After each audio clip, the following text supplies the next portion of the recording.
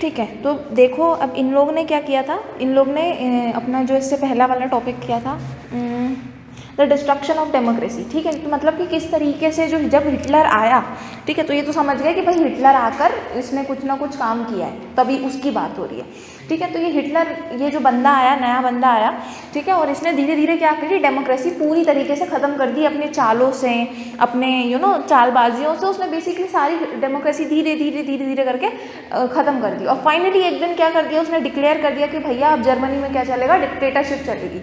ठीक है, और डिक्टेटरशिप किसकी चलेगी, हिटलर की चलेगी। ठीक है, इतना सब कुछ हो गया। ये अपन ने किसमें पढ़ा था कि डिस्ट्रक्शन ऑफ डेमोक्रेसी में अपन ने ये सारी चीज़ें पढ़ी थी। अब इसके आगे अपन क्या पढ़ा, रिकंस्ट्रक्शन। अब रिकंस्ट्रक्शन में देखो दो तरह के रिकंस्ट्रक्शन, एक इकोनॉमिक रिकंस्ट्रक्शन, एक पॉलिटिकल रिकंस्ट्रक्शन। इकोनॉमिक पॉलिटिकल हमें समझ में आ रहा है कि एक पैसों के मामले में, ठीक है, क्या करने की कोशिश की। रिकंस्ट्रक्शन मतलब कि वो किस तरीके से चीज़ों को ठीक करने की कोशिश कर रहे हैं। एक चीज़ तो डिस्ट्रॉय कर दी उन्होंने डेमोक्रेसी, अब वो अपने देश में चीज़ों को ठीक करने की कैसे कोशिश कर रहे हैं वो अपन देख रहे हैं। ठीक है, तो अब ये हिटलर का क्या मानना था कि भैया जो पावर है वो कैसे आती है, मनी से आती है, मतलब पैसों से आती है। और ऑब्वियसली बात है, बिल्कुल सही बात है ये चीज़। ठीक है, कि अगर हमें पावर चाहिए तो हमको क्या चाहिए, पैसा चाहिए। ठीक है, तो लेकिन जर्मनी के पास तो पैसा नहीं था, ऊपर से डेब्ट थे उसके पास, तो भैया उसको तो देने पड़ रहे थे अपने कमाए हुए पैसे भी। ठीक है, और उसकी बहुत सारी लैंड, उसकी कंस्ट्रक्शन लैंड, उसकी इंडस्ट्रियल लैंड तो कब्जा कर चुके थे फ्रांस और ये सारे लोग। ठीक है, तो उसके पास पैसा तो नहीं था, इतना समझ में आ गया। Hitler assigned the responsibility of economic recovery to the economist Hjalmar Schacht, ऐसा कुछ नाम है इसका। ठीक है, जल्मा सचेत कोई बंदा है। तो ये एक अच्छा इकोनॉमिस्ट आया उस टाइम पे, जिसने हिटलर को बोला भाई मैं ना चीज़ों को ठीक कर सकता हूँ, मैं पैसे ला सकता हूँ जर्मनी में, अगर हम एक पॉलिसी की तरह, हम एक प्लान्ड वे में चले तो। ठीक है, ये बंदा आया जर्मनी के पास। ठीक है, तो इसने क्या किया, अपना हिटलर था, उसने क्या बोला, चलो ठीक है हम क्या करते हैं, तुम्हें ये रिस्पॉन्सिबिलिटी दे देते हैं। अब इकोनॉमी को कौन संभालने लगा, हमारा ये बंदा संभालने लगा। ठीक है, तो बेसिकली ये उन्होंने रिकंस्ट्रक्शन मतलब क्या कि उन्होंने सुधार, एक चीज़ तो बिगाड़ दी डेमोक्रेसी, सुधारा क्या, ये सुधार रहे थे वो। ठीक है, now what was done by him, मतलब इस बंदे ने क्या किया, he aimed at full production and full employment through a state funded work creation program। ठीक है, तो इसने किस चीज़ पे फोकस किया कि भाई हम किसी तरीके से बहुत ज़्यादा प्रोडक्शन करेंगे, फुल प्रोडक्शन करेंगे और फुल एम्प्लॉयमेंट करेंगे। प्रोडक्शन जितना ज़्यादा प्रोड्यूस करेंगे दूसरे देशों में बेचेंगे, पैसा लेकर आएंगे अपनी कंट्री में, और जितना ज़्यादा प्रोडक्शन करेंगे उतने ज़्यादा हमें कौन चाहिए, लोग चाहिए काम करने के लिए, तो हम उतने ज़्यादा लोगों को एम्प्लॉयमेंट दे पाएंगे। अच्छी चीज़ है। ठीक है, तो उसने ये सबसे पहले तो ये काम किया, उसने बहुत ज़्यादा प्रोडक्शन की, बहुत ज़्यादा एम्प्लॉयमेंट जनरेट करी। ठीक है, ताकि पैसा आए। ठीक है, then produced German super highways and people's car the Volkswagen. ठीक है, तो ये उस टाइम की ये कार निकली हुई है, वॉल्क्सवैगन जो कार है ये उस टाइम पे निकली हुई है। और ये किसकी थी, गवर्नमेंट की कार थी, गवर्नमेंट प्रोवाइड करती थी, गवर्नमेंट ने बनाया और फिर वो सिटीजन्स पे बांटती थी, बांटती नहीं थी मतलब खरीदते थे लोग, लेकिन गवर्नमेंट बनाती थी। क्यों बनाती थी, अच्छा उसमें सुपर हाईवेज क्यों बना, भैया यहाँ तो खाने के पैसे नहीं है, लोग रोड बना रहे हैं। क्यों बना रहे हैं, क्योंकि अब उनको समझ में आ गया कि भाई अगर हमें अपने देश में अच्छे से बिजनेसेस, शॉप्स, एम्प्लॉयमेंट ये सब कुछ चलाना है तो हमें क्या चाहिए, एक प्रॉपर ट्रैवल वे चाहिए, हमें एक प्रॉपर ट्रांसपोर्ट चाहिए, और इसके लिए हमें क्या ज़रूरत पड़ेगी, हमें अच्छे हाईवेज़ की ज़रूरत पड़ेगी। तो उन्होंने क्या किया, हाईवेज़ पे अपना ध्यान लगाया कि भाई हाईवेज़ बनाते हैं। ठीक है, अब इवन अगर आज भी तुम्हारी रोड ख़राब है और तुम एकदम ख़राब रोड पे चलो तो तुम्हारा पेट्रोल ज़्यादा लगेगा, ज़्यादा गड्ढे हैं, ज़्यादा ब्रेक मार रहे हो, ठीक है, तो ज़्यादा पेट्रोल लगेगा, ज़्यादा फ्यूल लगेगा। भाई तुम्हें एक अच्छी रोड मिल जाए तो तुम एक कॉन्स्टेंट स्पीड पर गाड़ी चला सकते हो, तुम्हारा पेट्रोल कम लगेगा। सेम वही चीज़ थी कि भाई इन्होंने क्या सोचा कि टाइम भी कम लगेगा और ये चीज़ हमें हेल्प भी करेगी, ना कि सिर्फ अभी हेल्प करेगी, बहुत सालों तक हेल्प करेगी अगर हमने आज हाईवेज बना दिए तो भैया ये इकोनॉमिक्स जो आया नया बंदा, इसने अच्छे काम करना चालू कर दिया। ठीक है, इकोनॉमिक में। अब हम पॉलिटिकल रिकंस्ट्रक्शन के बारे में बात करते हैं कि पॉलिटिकली इसने कैसे सुधारा देश को। ठीक है, अभी हम हिटलर की अच्छी चीज़ों के बारे में बात कर रहे हैं, बुरी तो हमने कर ली, पर हम जानते हैं कि हिटलर ने जो किया वो क्यों किया, जर्मनी के लिए किया। उसके हिसाब से जर्मनी जिस तरीके से इवॉल्व हो सकती है, जर्मनी जिस तरीके से सक्सेसफुल हो सकती है, उसने वो किया। ठीक है, तो Hitler acquired quick success in his foreign policy. अब इसने फॉरेन पॉलिसी बनाई।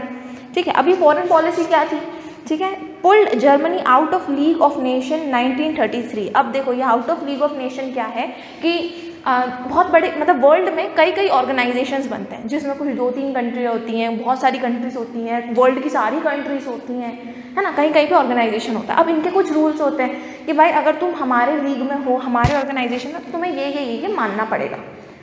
तो जर्मनी क्योंकि इनके लीग में थी तो अब उसको कुछ ना रूल्स और रेगुलेशन मानने पड़ते हैं। मतलब हिटलर वैसे तो फ्री है, उसको सिटीजन कुछ नहीं बोल सकते क्योंकि उसने डिक्टेटरशिप करके रखी है, लेकिन हिटलर से ऊपर कौन आ गया, ये लोग आ गए क्योंकि हिटलर इनके लीग में है।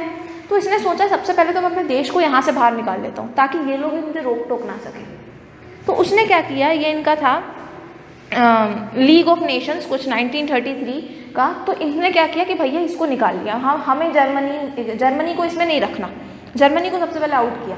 अब इसको वहाँ से भी फ्रीडम मिल गई कि भाई अब तो हिटलर को और कोई कुछ नहीं बोलेगा, ठीक है। देन रीऑक्यूपाइड द रीनलैंड इन 1936। याद है रीनलैंड ऑक्यूपाई कर चुके थे, रीनलैंड है एक जगह, उसको ऑक्यूपाई कर चुके थे, ठीक है। किसने ऑक्यूपाई कर लिया था, इनके एनिमीज ने, इनको जिन्होंने वॉर में हराया था। किसको, जर्मनी को जिसने हराया था।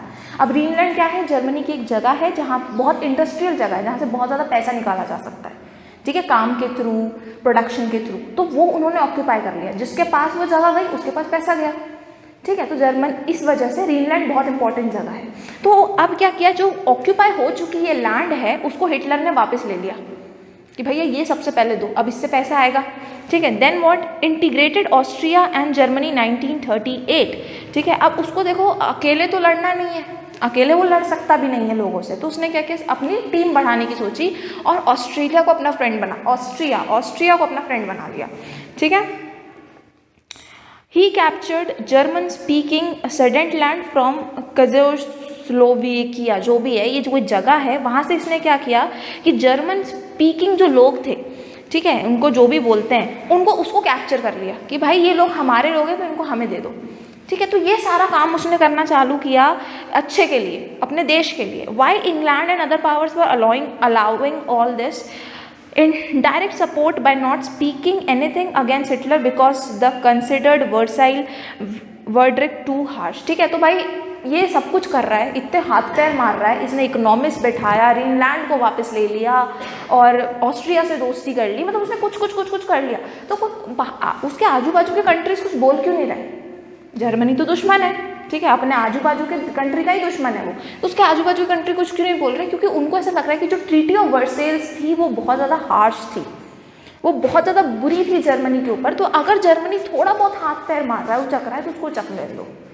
क्योंकि उसके साथ वैसे ही बहुत बुरा हो चुका है, इसलिए कोई कुछ नहीं, इनडायरेक्ट सपोर्ट था ये, ठीक है। फिर क्या होता है अब देखो ये चीज़ अपन को लिखनी है, ये पॉलिटिकल रिकंस्ट्रक्शन, इकोनॉमिक रिकंस्ट्रक्शन, क्योंकि ये सीधे सीधे पूछ लेंगे पेपर में। अभी मैं कुछ बता रही हूँ सिर्फ स्टोरी को कनेक्ट करने के लिए, जिसको तुम्हें लिखना नहीं है, बस मेमोराइज करना है कि क्यों क्या चीज़ कैसे हो रही है, ठीक है।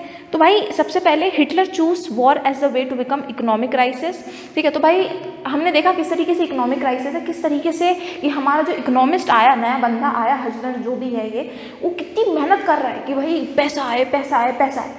अब ये हिटलर क्या बोलता है कि हमें ना पैसा नहीं, मतलब हमको क्या बोलते हैं, पैसे जनरेट करने हैं, तो उसका सबसे बेस्ट तरीका क्या है, हम वॉर करेंगे, हम लड़ाई करेंगे।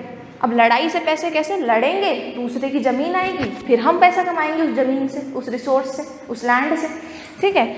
उसके पास भी जो भी मनी, खजाना, उसके लोग, सब कोई होंगे ना, पूरी चीज़ हमारे पास आ जाएगी, हम पैसा कमाएंगे। उसने वो सोचा, ठीक है। लेकिन हमारे इकोनॉमिस्ट को क्या देखा, हमारे इकोनॉमिस्ट को देखा कि ये इंसान पागल हो गया है, ठीक है, ये तो वॉर करेगा, कितने लोग मारे जाएंगे, ठीक है, कितने वेपन्स बनेंगे, उसमें पैसे वेस्ट होंगे, ठीक है। अब वेपन से कोई रिटर्न पैसा तो आता नहीं है, तुमने बम बनाया वो फूट जाएगा, कुछ देगा नहीं तुम्हें रिटर्न में, ठीक है। तो बेसिकली वेस्ट ऑफ मनी है ये, ठीक है, और हमें पता भी नहीं है कि हम जीतेंगे भी कि नहीं, ठीक है। तो उसको इकोनॉमिस्ट ने बहुत मना किया, भाई मत कर, लेकिन इसको समझ में आ गया था हमको यही करना है, ठीक है। Now he advise Hitler not to invest heavy rearmament को मतलब कि नए नए वेपन्स को बनाना, ठीक है। Then because the economy was running on deficit financing, ठीक है। तो उन्होंने क्या बोला कि भाई ये सब मत करो, क्योंकि हमारे पास ऐसे पैसे नहीं है, हम आधा लोन पे जी रहे हैं, आधा हम बहुत मुश्किल से जी पा रहे हैं, अभी हमने जो है अपने देश की कंडीशन थोड़े ठीक कर रहे हैं, आप ऐसा मत करो। लेकिन इसने नहीं सुना, ठीक है। बट हिटलर ने इन सारी चीज़ों को इग्नोर किया। For resources expansion. हाँ, तो बस वही इकोनॉमिक क्राइसिस को कैसे अपन ठीक करेंगे हिटलर के अकॉर्डिंग, कि भाई रिसोर्सेज अपन को कहाँ से मिलेंगे, एक्सपेंशन ऑफ टेरिटरी, वॉर करेंगे, अपनी टेरिटरी को एक्सपैंड करेंगे, वो रिसोर्स अपना हो जाएगा, अपन पैसे कमाएंगे। वो अपना हिटलर की सोच थी। Now in September 1939 Germany invaded Poland. ठीक है, तो अब ये डेट मैं लिखवा दूंगी, ये डेट याद रखने वाली है कि सितंबर 1939 में क्या किया, जर्मनी ने पोलैंड को एक्वायर कर लिया। ठीक है, उस एक्वायर कर लिया बोल रही हूँ, मतलब उस पर अटैक कर दिया कि भाई ये हमको चाहिए, चल दिए उनकी तरफ। Then this started the second world war. बस यहीं से सेकेंड वर्ल्ड वॉर चालू हो गया। पोलैंड की इतनी कोई दम वो नहीं है कि बहुत बड़ी चीज़ है पोलैंड, नहीं।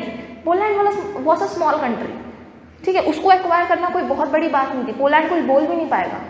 ठीक है, बट द थिंग वॉज कि पोलैंड के दोस्त थे कौन, फ्रांस और इंग्लैंड। ऐसे ट्रेटी नहीं होते भाई तुम्हें कभी कुछ हो जाएगा तो हम तुम्हारी हेल्प करेंगे, बस वही बात थी कि जैसे ही पोलैंड का खतरा हुआ तो फ्रांस ने क्या अपनी दोस्ती निभाई, उसने बोला कि भाई तुमने पोलैंड पे कैसे हमला किया, फ्रांस ने यहाँ पे हमला करना चालू कर दिया।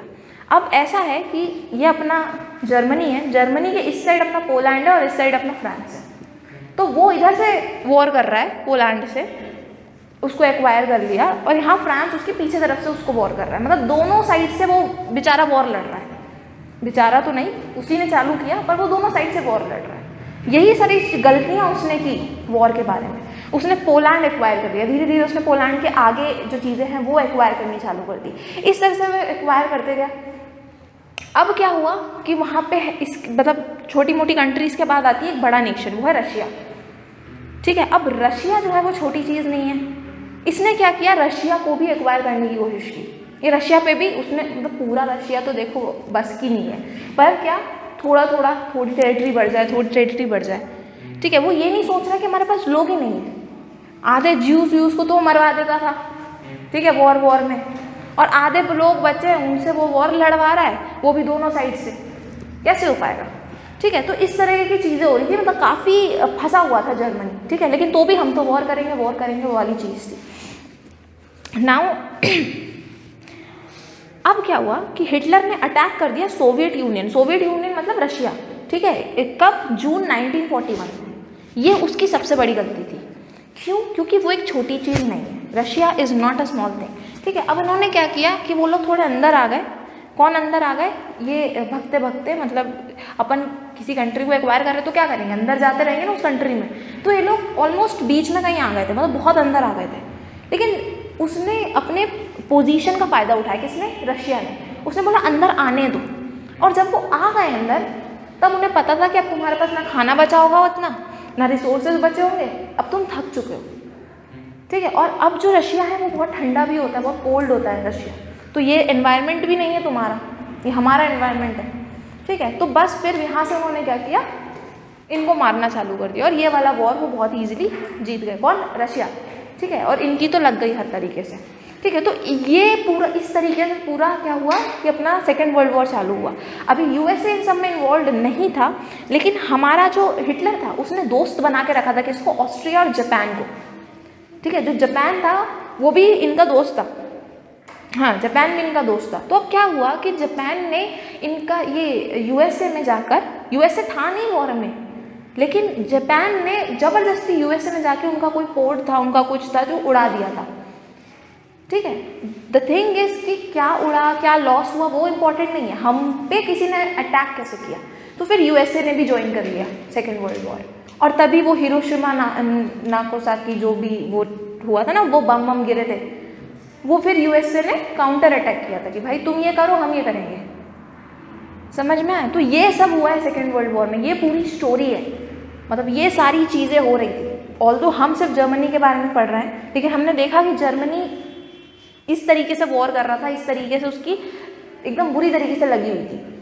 ठीक है,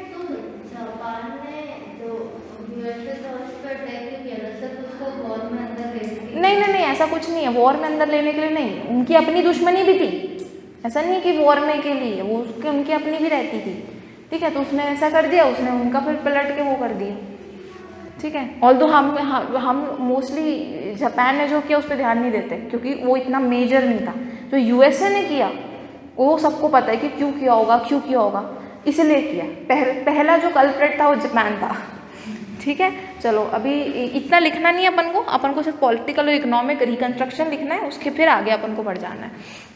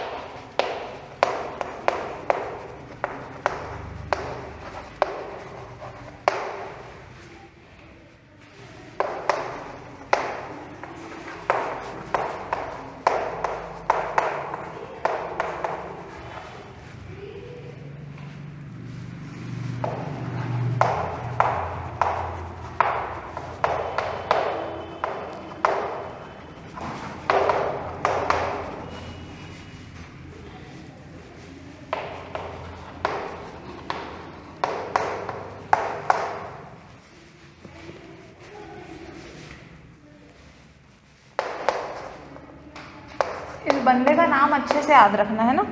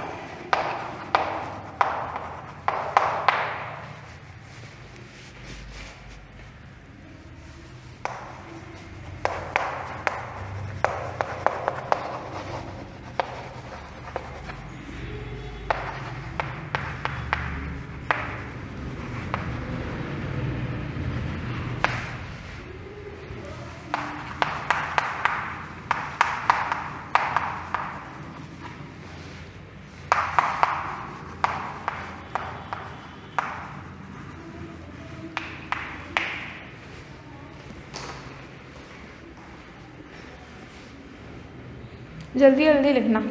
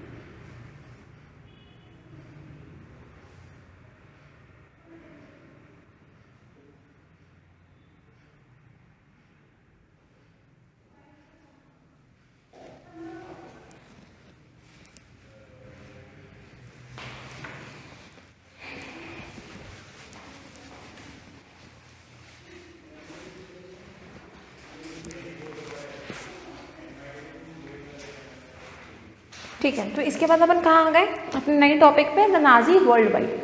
ठीक है, तो अभी ये जो नाजी वर्ल्ड वाइड है इसमें अपन क्या पढ़ने वाले हैं कि सबसे पहले तो नाजिज्म या हिटलर जो भी है इनका कुछ सेट ऑफ बिलीव्स थे, कुछ सेट ऑफ प्रैक्टिसेस थे। अब इनके बिलीव्स किस चीज़ पे डिपेंड कर रहे थे, अपन अभी दो साइंटिस्ट का नाम देखेंगे। ठीक है, सबसे पहले चार्ल्स डार्विन। ठीक है, इस बंदे ने क्या बोला, concept of evolution and natural selection. इसने बोला कि भैया कि जब से ये दुनिया बनी है अलग अलग ऑर्गेनिजम्स आए, लेकिन जो ऑर्गेनिज्म सबसे पहले नंबर पे है क्या वो आज है? ज़रूरी नहीं है। क्या सारे ऑर्गेनिज्म अभी बदल चुके हैं? वो भी ज़रूरी नहीं है। कुछ सर्वाइव होके यहाँ तक आए, कुछ सर्वाइव होके नहीं आ पाए, कुछ बीच में ही लुप्त हो गए, कुछ की प्रजाति। तो उन्होंने क्या बोला कि भाई ये एक इवोल्यूशन की प्रोसेस है। ठीक है, यहाँ पे नेचर अपने आप सिलेक्ट करती है कि कौन फिट है इस दुनिया के अकॉर्डिंग, मतलब इस नेचर के अकॉर्डिंग, और वही जी पाता है। वो उसी की जो जाति है या उसी की जो स्पीशीज़ है वो आगे तक चल पाती है जिसकी जो नेचर के साथ बॉन्डिंग बना पा रहा है। ठीक है, जो नेचर के हिसाब से फिट है। ठीक है, मतलब समझ रहे हो ना, मतलब कि कोई ऑर्गेनिज्म चल रहा है भैया, उसको ऑक्सीजन चाहिए बहुत मात्रा में हवा में, लेकिन फॉर सम रीज़न कुछ हो जाता है और ऑक्सीजन इतनी ज़्यादा बचती नहीं है हवा में। ठीक है, अब उतने ऑक्सीजन में जो लोग सर्वाइव कर सकते हैं वो तो बच जाएंगे, लेकिन अगर इसको ये सर्वाइव नहीं कर पाया तो ये क्या होगा, इसकी प्रजाति धीरे धीरे मर जाएगी, कमज़ोर होगी पहले फिर मर जाएगी। ठीक है, तो इसको क्या कहते हैं, सर्वाइवल ऑफ फिटेस्ट, मतलब कि वही चल पाता है, वही जी पाता है जो कि फिट है नेचर के अकॉर्डिंग। समझ में आया? ये किसने बोला? Charles Darwin. वैसे ही एक थियरी इनकी भी थी, हर्बर्ट स्पेंसर। इसने क्या बोला? Idea of survival of the fittest. इन्होंने इवोल्यूशन के साथ बताया था, किसने? चार्ल्स डार्विन ने, कि भाई इवोल्यूशन के साथ एग्जांपल देके कि भाई देखो ये लोग लुप्त हो गए, कुछ लोग चल रहे हैं। क्यों चल रहे हैं? क्योंकि फिट है। ठीक है, उसने क्या बोला? उसने भी यही बोली कि भाई इस दुनिया में वही स्पीशीज चलती है जो फिट है। अब ये लोग कैसे बोले? साइंस के अकॉर्डिंग, बायोलॉजी के अकॉर्डिंग, इवोल्यूशन के अकॉर्डिंग, नेचर के अकॉर्डिंग बोल रहे हैं। पर इनकी थियरीज को गलत तरीके से इंटरप्रेट कर लिया गया। ठीक है, और उसको पॉलिटिक्स में ले आया गया। इनको कैसे यूज़ किया गया सर्वाइवल ऑफ फिटेस्ट को, कि मतलब सबसे पहले तो बोला गया कि हाँ जीना वही चाहिए जो फिट है, लेकिन साइंटिस्ट ने क्या बोला था कि जो फिट है नहीं है उसको सिलेक्ट कौन कर रहा है? नेचर सिलेक्ट कर रहा है, तुम नहीं सिलेक्ट करोगे। इन्होंने क्या बोला? इन्होंने क्या करना चालू किया? खुद सिलेक्ट करना चालू किया कि भैया तुम ना अच्छे नहीं हो, तुम डिज़ायरेबल नहीं हो, तुम में ये दिक्कत है। ठीक है, और तुम बहुत अच्छे हो, तुम फिट हो, ये गलत है। ये गलत काम किया उन्होंने। ठीक है, उन्होंने इस थियरी को गलत तरीके से यूज़ किया। ठीक है, अब इसी को किसने यूज़ किया? हमारे नाजिज्म, हमारे हिटलर, इन्होंने यूज़ किया। उन्होंने उनके हिसाब से उन्होंने एक रेशियल डिस्क्रिमिनेशन बनाया, एक रेशियल वो बनाया, रेशियल हायरार्की बनाई। हायरार्की मतलब समझ रहे हो, मतलब एक टॉप नंबर पे, उसके सेकंड, थर्ड। उसमें क्या था कि उसने टॉप नंबर पे किसको रखा? आर्यंस को रखा। उन्होंने बोला कि भैया वो लोग जो ब्लॉन्ड है, ठीक है, मतलब जैसे पीले पीले गोल्डन हेयर्स है जिनके, और जिनकी आंखें ब्लू हैं, ठीक है, वो लोग क्या होंगे? वो सबसे टॉप की प्रजाति है। ठीक है, और अगर जर्मनी को सक्सेसफुल होना है, किसी भी कंट्री को अगर सक्सेसफुल होना है इवन, तो इसके हिसाब, मतलब हिटलर के हिसाब से वहाँ पे एक ही प्रजाति के लोग होने चाहिए, जो वहाँ की बेस्ट प्रजाति है वो होनी चाहिए। ये गलत चीज़ है, ये गलत थिंकिंग है, लेकिन वहाँ पे इसको किसी तरीके से इम्प्लीमेंट करा गया, प्रोपेगेंडा फैलाया गया कि यही चीज़ सही है। समझ में आया? और इस तरीके से लोगों ने क्या किया कि भाई इस तरीके से उन्होंने हायरार्की बनाई कि सबसे पहले ये जो आर्यंस है ये ऊपर है, फिर और भी कुछ कम्युनिटीज़ थी, सेकंड, थर्ड, फोर्थ, और सबसे लास्ट में उन्होंने ज्यूस को रखा। ज्यूस से कुछ स्पेशल नफरत थी, और स्पेशल नफरत क्या थी वो भी अपन आगे देखेंगे। मोस्टली माना जाता है कि मतलब क्रिश्चियनिटी में कि जो जीसस क्राइस्ट को मारने वाले लोग जो लोग थे वो ज्यूस थे। ठीक है, इसलिए मोस्टली जो कंट्रीज, बहुत सारे लोग हैं जो ज्यूस को हेट करते हैं। ठीक है, लेकिन अब इन्होंने थोड़ी मारा था, इस ज्यूस ने थोड़ी मारा था क्राइस्ट को, उनके किसी ने मारा होगा, वो भी अगर ये सच है तो। ठीक है, we can not do like this. ठीक है, तो जो भी है, तो इस तरीके से हिटलर ने सबसे पहले तो ये हायरार्की बना दी, एक रेशियल हायरार्की बना दी। समझ में आ गया कि किस तरीके से रेशियल डिस्क्रिमिनेशन करा गया। ठीक है, देन हाँ, और ये जो दो साइंटिस्ट थे इनका कभी इंटेंशन नहीं था कि वो लोगों के बीच में डिस्क्रिमिनेशन फैलाएंगे। वो तो भैया अपना साइंस कर रहे थे, उनको कोई मतलब नहीं था। ठीक है, चलो ये हुई अपनी नाजी वर्ल्ड वाइड। फिर क्या हुआ? Hitler ideology related to the geopolitical concept of Lebensraum. ठीक है, लेबेनसरम मतलब कि अगेन जितनी ज़्यादा टेरिटरी तुम लेते जाओगे उतने ज़्यादा तुम सुखी बनते जाओगे। ठीक है, इसको बोलते हैं लेबेंसरम, ये एक जर्मन वर्ड है, ठीक है। Now new territory should be acquired for settlement relate it with attack on Poland, मतलब इसने क्या सोचा कि हमें न्यू टेरिटरी को एक्वायर करते जाना है, वही कर रहा था वो, पोलैंड को एक्वायर किया, फिर ऐसे ऐसे। देन जर्मन बाउंड्रीज वर एक्सटेंडेड टूवर्ड्स ईस्टवर्ड, ईस्टवर्ड मतलब कि पोलैंड उसके ईस्ट में था, मतलब वहाँ पे उन्होंने अपनी टेरिटरी को एक्सपैंड करना चालू कर दिया। Then we can say that Poland become a laboratory for this experimentation, ठीक है। अब पोलैंड को एक्वायर कर लिया, वो जगह अपनी हो गई, अब उसको यूज़ क्यों किया गया, उसको एक लेबोरेटरी बना दिया गया, वहाँ पे कॉन्सेंट्रेशन कैंप्स बनाए गए, ठीक है। क्यों बनाए गए, भैया जितने भी लोग हैं इनको कहाँ मारा जाएगा, यहाँ मारा जाएगा, कॉन्सेंट्रेशन कैंप्स बनाए गए, और वो उसको गेथोस बोलते हैं, ठीक है, जहाँ पे जो अनडिजायरेबल लोग हैं, जो ये फ्रीली नहीं घूमना, मतलब ये लोग अच्छे लोग नहीं हैं, ये लोग अनडिजायरेबल हैं, इनको फ्रीली मत घूमने दो, इनको एक छोटी सी जगह दे दो, वो लोग वहाँ रहेंगे। तो उनको कहाँ रखते थे, गेथोस में रखते नहीं थे, कुछ टाइम बाद उनको कॉन्सेंट्रेशन कैंप्स में ले जाके मार देते थे, पर फॉर सम टाइम, ठीक है, उनको वहाँ पे रखा जाता था, तो इकट्ठा करने के लिए कि भाई एक एक करके थोड़ी मारेंगे, सबको इकट्ठा कर लो, फिर अपन उनको कॉन्सेंट्रेशन कैंप में रख देंगे। तो ये सब चीज़ों के लिए कौन सी लैंड यूज होती थी, पोलैंड की लैंड यूज होती थी, ठीक है। This would enhance area of mother country, more area for settlement, this would enhance the material resource and power of the German nation. ये जो भी मैंने बोला कि भाई मदर कंट्री के लिए अच्छा होगा, टेरिटरी बढ़ेगी तो ब्ला ब्ला ब्ला, ये सारी चीज़ क्या कहलाती है, लेबेंसरम, ठीक है, ये कॉन्सेप्ट है लेबेंसरम, ठीक है। अब इंडिया में अपन ने कभी दूसरे लोगों को एक्वायर करने की कोशिश नहीं की, अपन ने अपनी जो लैंड गई उसको एक्वायर किया होगा, दूसरे की कंट्री को कभी एक्वायर नहीं किया। तो अपनी आइडियोलॉजी है कि भाई ये अच्छी बात नहीं है, वो उनकी कंट्री, हमें क्यों लड़ाई करनी है, ये सही बात नहीं है। उनकी आइडियोलॉजी क्या थी कि भाई हमारी मदर नेशन के लिए अच्छा होगा कि हम दूसरी कंट्री को एक्वायर करें, जो तुम लोगों को बिलीव करवा दोगे लोग वैसे ही एक्ट करेंगे, राइट। तो इनके यहाँ पे ऐसा चल रहा था, जर्मनी में ऐसा चल रहा था, ठीक है। And we know Hitler was a very good speaker, ठीक है, लोगों को मैनिपुलेट करना उसको बहुत अच्छे से आता था, ठीक है। तो ये सारी चीज़ें हुई, ठीक है। अब इसके बाद जो नेक्स्ट टॉपिक है अपना, वो एस्टैब्लिशमेंट ऑफ रेशियल स्टेट, ठीक है, मतलब अभी अच्छे से पढ़ेंगे किस तरीके से उन्होंने ज्यूस को मारा वगैरह, कैसे सारी चीज़ें हुई। सबसे पहले इतना लिख लेते हैं अपन,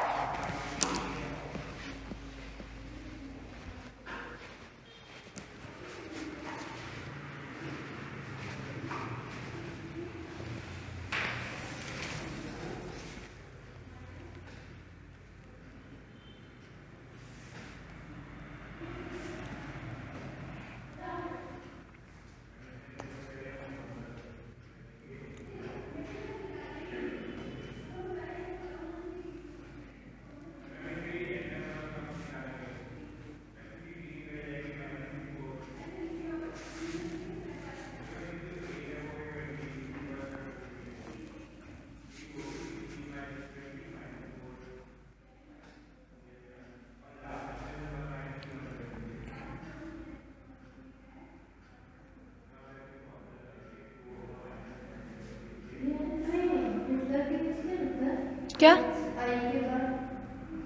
हायरार्की है वो, HIERAR।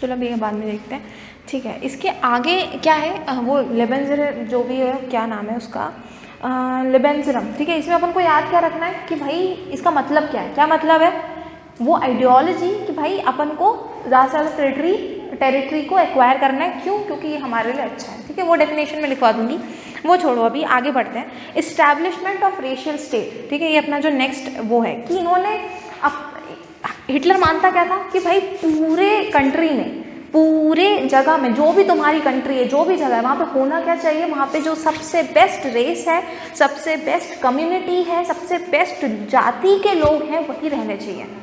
बाकी सब कौन है, अनडिजायरेबल है, फिट नहीं है इस दुनिया के लिए, वो ये मानता था, राइट।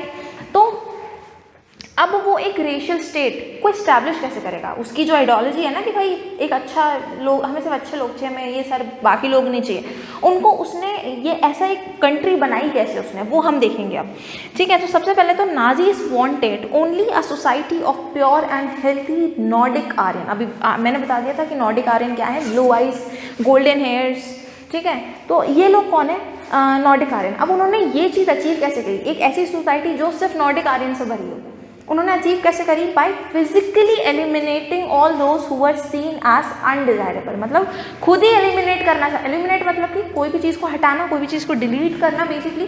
तो उन्होंने खुद फिजिकल मतलब कि खुद चालू कर दिया एलिमिनेटिंग, लोगों को एलिमिनेट करना मतलब मारना, किलिंग देम, तो उनको किल करना चालू कर दिया। कैसे, ज्यूस, हाँ, और इन सब में सबसे बुरे सफरर्स जो थे, सबसे बुरा जिनका हाल हुआ वो कौन था, ज्यूस, ठीक है, क्योंकि ज्यूस से कुछ स्पेशल तरह की दुश्मनी थी, तो ज्यूस सबसे ज़्यादा सफ़र हुए इन पूरी चीज़ों में, ठीक है। देन इसके जो रीज़न था वो क्या था, traditional Christian hostility towards juice, मतलब कि क्रिश्चियनिटी में कहते हैं ज्यूस ने मारा है चर्च को, जीसस क्राइस्ट को, तो एक तो इस फीलिंग के कारण, ठीक है, और ये जो यही था बेसिकली, ये जो स्टीरियोटाइप बना के रखा है कि भाई जो जीसस क्राइस्ट को मारा गया है ज्यूस के द्वारा, तो इस वजह से ज्यूस को एकदम ही डिजायरेबल नहीं माना जाता था, ठीक है। देन अच्छा, ये सब किया कैसे गया, गेटोजाइजेशन एंड पीरियोडिक ऑर्गेनाइज्ड वायलेंस, ठीक है। तो मैंने बताया था गेटोज बनाए गए, पोलैंड में बहुत सी जगह पे गेटोज बनाए गए, क्यों बनाए गए, जितने भी अनडिजायरेबल लोग हैं उनको क्या करेंगे, हम उठा के इधर भरते जाएंगे, ठीक है, गेटोज में बोल रखेंगे, और क्या बोलेंगे कि हम बस एक डिवाइडेड कंट्री, उनको पता नहीं था उनको मारने जा रहे थे, they don't know about it कि they are going to kill, मतलब उनकी हत्या होने वाली है। और ना अच्छे लोगों को पता, मतलब जो डिजायरेबल होते थे हिटलर के हिसाब से, उनको भी नहीं पता होता था कि भैया ये लोग इनको मारने के लिए जाते हैं। सब पूरी तो देश को क्या लगा था कि ही इज जस्ट डिवाइडिंग, कि भाई इस एरिया में ये वाली जाति रहेगी, उस एरिया में उस वाली ये वाली जाति रहेगी, वगैरह वगैरह, ठीक है। लोगों को पता नहीं था, ठीक है। Hitler was a very good politician at that time. एकदम जब वॉर में हिटलर हार गया ना, तब लोगों को पता चला he was not a hero, he was a villain, क्योंकि तब सबकी सच्चाई बाहर निकल कर आई, वरना मीडिया वगैरह तो सब हिटलर के हाथों में था, कुछ निकल के थोड़ी आता था। गेटिंग, तो ये चीज़ थी, तो जो भी है, तो उसने गेटोस वगैरह बनाए थे। Hitler pseudo scientific theories of race, मतलब हिटलर की ये जो रेस के ऊपर थियरी है कि भैया यही लोग अच्छे होते हैं, ये अच्छे नहीं होते, तो इसने बहुत बुरे काम किए हैं जर्मनी के साथ, ठीक है। देन 1933 से 1938 के बीच में क्या हुआ, Nazis terrorized, pauperized and segregated the Jews, compelling them to leave the country. मतलब 1933 से 1938 ये जो 3-4 साल थे, इसमें इतना बुरा ट्रीट किया गया ज्यूस को कि वो लोग को फोर्स कर दिया गया कि तुम देश को छोड़ दो। उसको मतलब नहीं, उसको कोई पर्सनल दुश्मनी थोड़ी थी हर एक इंसान से कि वो सबको मार रहा है। उसको तो बस चाहिए था कि एक ऐसी कंट्री हो जिसमें इसे बेस्ट रेस हो, ठीक है। तो भाई तुम देश छोड़ दो, तुम मर जाओ, कुछ भी करो, मेरे को क्या चाहिए कि तुम मेरे जर्मनी में नहीं चाहिए, ठीक है। तो बहुत से लोगों ने तो छोड़ भी दिया जर्मनी को, पर कुछ थे, हर कोई नहीं छोड़ पाता ना भाई। अब हमारी ज़मीन है, हमारे लोग हैं, हम यहाँ पले बढ़े, तो बहुत से जूस ने नहीं छोड़ा, ठीक है। देन व्हाट, 1939 से 1945 के बीच में concentrating them in ghettos and eventually killing them in gas chambers in Poland, ठीक है। अब इन्होंने देखो ये लोग तो हट नहीं रहे, ये लोग तो जा नहीं रहे, अब इन्होंने क्या किया, इनको गेटोस में भरना चालू किया और फिर अल्टीमेटली उनको कॉन्सेंट्रेशन कैंप्स में मारना चालू कर दिया गया, ठीक है, ठीक है। अब अच्छा, और ये जो अपने नॉर्डिक आर्यन तो हो गए, और कौन से लोग थे जर्मनी में जिनको अनडिजायरेबल माना गया? ज्यूस, जिप्सीज, पोल्स मतलब वो लोग जो पोलैंड में रहते थे, ठीक है। देन मेनी ग्रुप्स वर परसिक्यूटेड, ऐसे और छोटे और भी ग्रुप्स थे। तो इतने सारे लोगों का बुरा हाल हो रखा था, ठीक है। हाँ ठीक है, इतना लिख लो, फिर अपन रेशियल ओटोपिया भी पढ़ लेते हैं।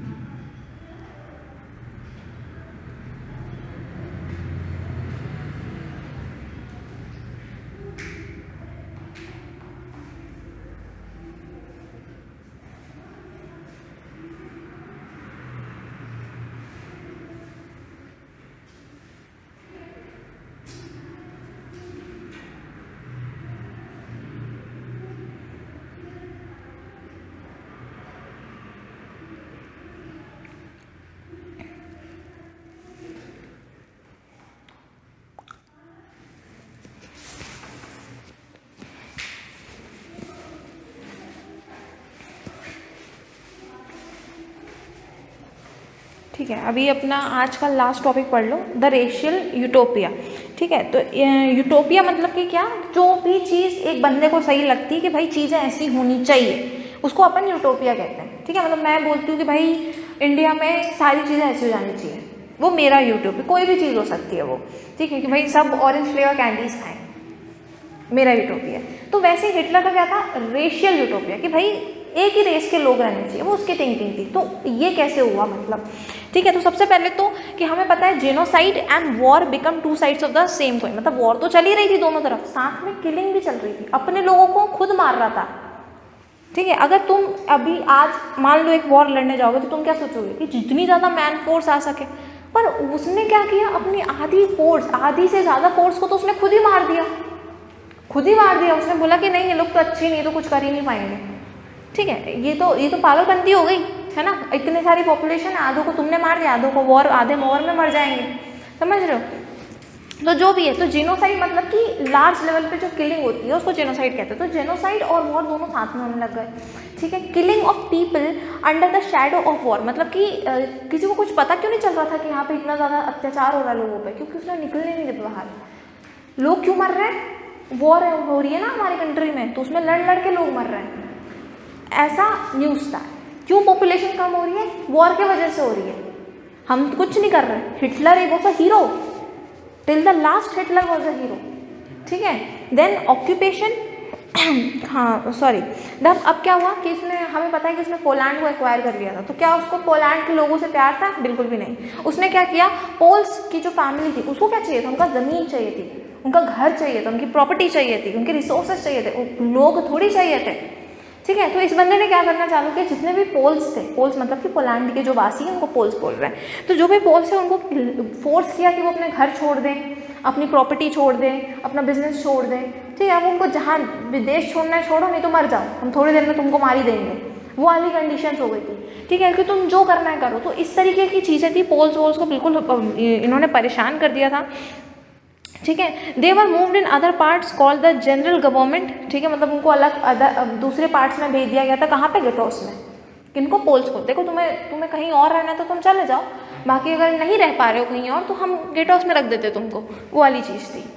ठीक है, पॉलिश इंटेलिजेंसिया व मर्डर्ड। इंटेलिजेंसिया मतलब कि वो लोग जो इंटेलिजेंट है, वो लोग जो टीचर हैं, डॉक्टर हैं, एजुकेटेड हैं, जिनको समझ में आ रहा है कि हिटलर क्या करने की कोशिश कर रहा है, उनको सबसे पहले मारा गया। क्यों, क्योंकि ये लोग रहेंगे तो पूरी पब्लिक को भड़का सकते हैं। ठीक है, एक इंसान, एक ऑर्गेनाइजेशन कितना ही कर ले, अगर सब लोग उसके सामने खड़े हो जाएंगे तो कर पाएगा क्या, नहीं कर पाएगा, राइट। तो वही चीज़ है कि वो क्या, उसको पता था कि पब्लिक नहीं भड़कनी चाहिए अपनी।